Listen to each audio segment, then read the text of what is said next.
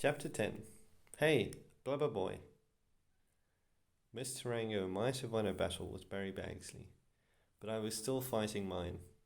Well, when I say fighting, it was more like I was cringing down at the far end of the trench, while Barry Bagsley bombarded me with abuse.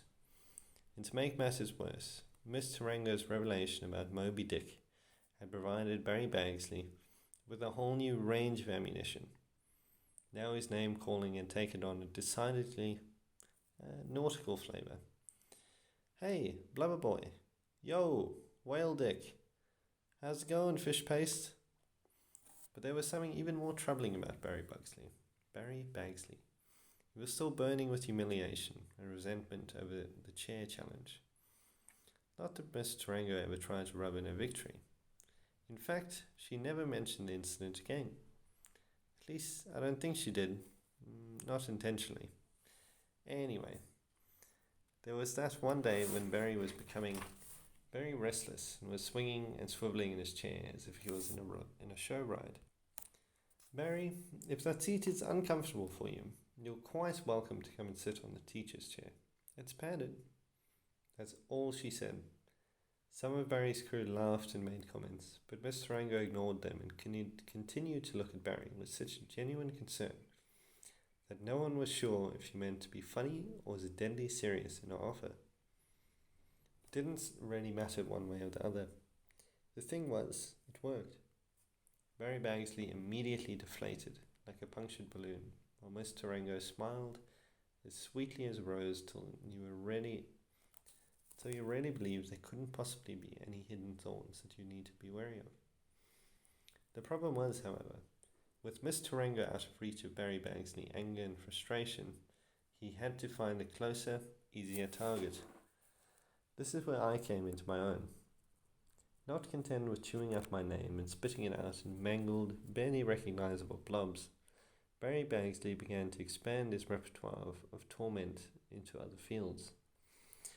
These included, but were by no means limited to, moving or hiding my bag, pencil case, calculator, books, hat, or any other possession he could get his hands on, so that my day became one tedious, never-ending treasure hunt.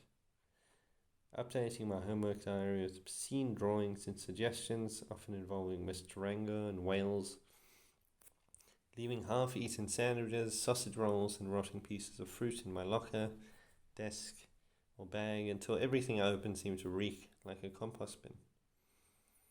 Taking every possible opportunity to bump, push, jostle, shove Clyde with, elbow, prod, dig, jab, and shove me, so that I spent most of my lunchtimes careening around the playground and the school corridors if I were trapped in some gigantic pinball machine. Alright, I know what you're thinking. Why didn't I just stand up for myself? Why didn't I do something about it? But what would you suggest? Threaten Barry Bagsley? Look, Barry, I'm warning you. If you don't stop picking on me, I'll make you listen to my father telling his how Ishmael got the name Ishmael story. Flatter him, perhaps? Barry, you shouldn't be wasting your time just making my life miserable. You're so much better than that. Why don't you start a singing career? That way you can make millions of people miserable. Appeal to his better nature, maybe. Look, Baz, old bunny, you're obviously a very sensitive and caring person. I think you would be great with animals. Have you ever considered working with orangutans? Who knows? One day the orangutans might even make you foreman. Bribery, you say? Look, BB, have I got a deal for you.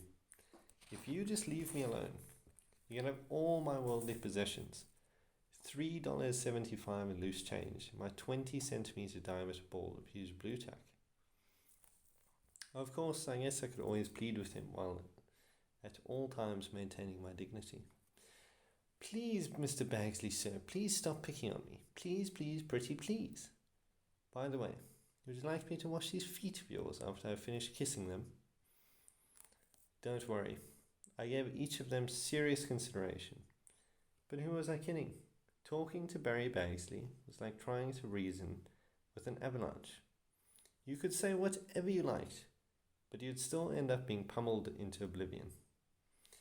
So I did nothing and tried to convince myself that if I took him on, somehow I would be lowering myself to his level.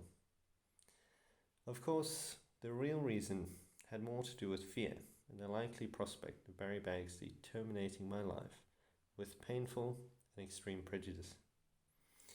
There was that one time, though, I guess I did stand up to Barry Bagsley. Well, sort of.